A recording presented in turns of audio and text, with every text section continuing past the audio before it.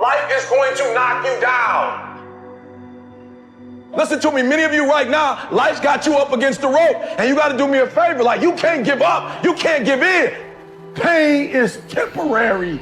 Pain is your friend. Pain is going to take you to the next level. When you going through pain, I know what you feeling. I know exactly, because I've been there. I've done that. But you got to work through it. And the reason why most of you are not successful is because every single time stuff not going your way, you give up, you quit, you let go, and people feel weakness. They feel it. You can feel when somebody's not committed, when they're not all in, when they're not dedicated. And there's another level you get to when you go all in. Winners win and losers lose. There are going to be times that you're going to be wondering, why should I keep showing up and working my business? Why should I keep at it? Why should I keep showing up to the conventions? Why should I keep picking up the phones and making the phone calls? Why should I keep fighting for my goals and fighting for my dreams? And what I want to remind you is that you got to show up for your life regardless of the circumstances. You got to show up in spite of the naysayers. You got to show up in spite of the conversation going on in your mind. You got to show up for your life, because if you don't, nobody else will. If you want unreasonable results in your life, you've got to be willing to be unreasonable. Part of being unreasonable, you don't judge according to appearances. Part of being unreasonable, you can see it because you believe it. You must have the faith to call forth those things that be not as though they were. You've got to decide, I deserve this, and I'm going to have it. You've got to say yes to your life. You've got to say yes. Yes to my dreams. Yes to me. Yes, I can make it. Yes, I can. Doesn't matter how many failures I've made. Doesn't matter how many mistakes I've endured. Doesn't matter about my defeats. Doesn't matter about what I've done. Yes, yes. I don't care about the fact I'm in a hole now. Doesn't matter about where I am. The last chapter to my life has not been written yet. If you judge me now, you'll judge me prematurely. I'm still in the process of transforming my life. I'm still in the process of becoming. Yes. The brilliance of Thomas Edison was not in his mind. It was something much more ordinary and often much less respected. I've got no imagination, he once said. I never dream. I've created nothing. If you're someone who doesn't like Edison, you might think that this is Edison admitting to stealing his inventions from other, more brilliant inventors, like Nikola Tesla. Not quite, but he did readily concede that most of the credit belonged to something other than his brain. The genius hangs around his laboratory day and night, Edison said. If anything happens, he's there to catch it. If he wasn't, it might happen just the same. Only it would never be his. What he's talking about is showing up. The incredible, underrated power of clocking in every day, putting your ass in the seat, and the luck this seems to inevitably produce. Edison lived in his laboratory and never missed a day. Like Gehrig, even when he was sick, when he was tired, or when visited by tragedy or disaster. The modern conveniences we can trace to his lab then owe far more to his body than his brain, to the compounding power of consistency rather than sheer brilliance. It wasn't about inspiration. It was about getting to work, show up and try. Get on the treadmill, pick up the violin, script out some sequence, reach out to some clients, read some reports, lift a couple weights, jog 1 mile, cross one thing off the to-do list, chase down a lead. It doesn't matter what it is.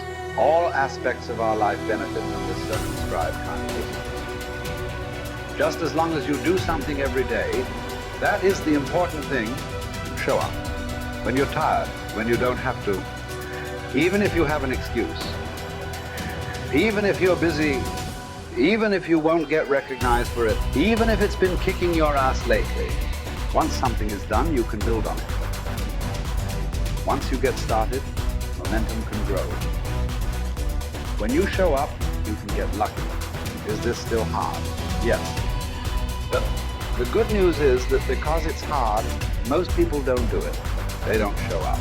They can't even do one tiny thing a day. So yes, you're alone out there on the track in the rain. You're the only one responding on Christmas. But having the lead is, by definition, a little lonely. This is also why it's quiet in the morning. You have the opportunities all to yourself. Don't worry about setting any records. Just report for duty. No excuses. And here's the irony. This is also a way to break records. Consistency is a superpower. Day to day, willpower is incredibly rare. Lowell Getterig was a solid position player and a good hitter. But his success really was rooted in the fact that he didn't miss many days of work. It's quite likely that had he continued at his normal pace and not been stricken with R's, that he would have put up career numbers that surpassed Babe Ruth. Getterig wasn't just able to show up despite injuries and fatigue. He also had to push through ennui, doubt, and just plain not feeling it. He had slumps like we all do, but he also understood what they meant. As a minor leaguer, he had struggled at the plate and thought about quitting. The Yankees' owner sent down a scout to walk Gehrig through the very basic math of a batting average. A good hitter hits 300, and hitting 350 is terrific. Hitting 400 is almost unheard of. What does that translate to? Missing on 6 tries out of 10. A hitter can also go days, weeks without touching the ball. That's what the scout told him. The most important thing a young ball player can learn is that he can't be good every day. You don't have to always be amazing. You do always have to show up. What matters is sticking around for the next at-bat. The ability to do that, coupled with the ability to endure what John Steinbeck called dawdly days while writing Easter Eve. Those days when everything seems out of whack, when you're just not feeling it, when the distractions won't stop, is the first step to greatness. Literally. You cannot be great without the self-discipline to do that. One thing a day adds up. Each day adds up. But the numbers are only interesting if they accumulate in large quantities.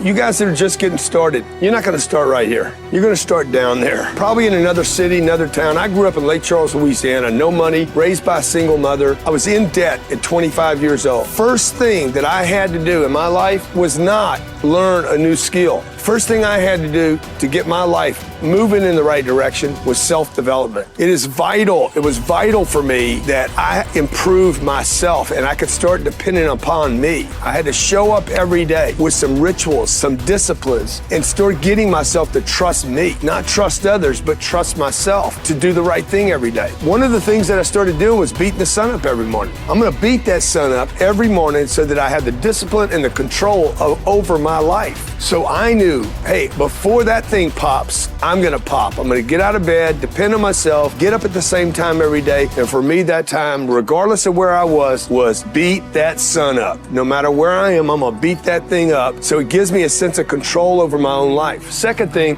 I had to start cleaning up my life and my friends and my environment. When I was younger, between 15 and 25, I was doing crazy stuff in my life. Wasting my weekends. I have the saying, weekends are for the weak. I was drinking, fooling around with a bunch of bad things, bad people. At 25 years old, I cleaned it all up. Quit going to those places. Quit hanging out with people that did not have ethics and discipline in their life. I wanted to build something in my life. I wanted to become someone. And to do that, to become someone in the eyes of the world, just beating that sun up every morning gives me the sense of accomplishment that I did what I said I was going to do, that I woke up when I said I would wake up, and I start building respect for myself, start believing in myself so that I can go out into the world. And maybe today when I go into this meeting that I'm dressed for, they'll believe in me as much as I believe in me, and that'll show up in a contract, a deal, maybe even some money.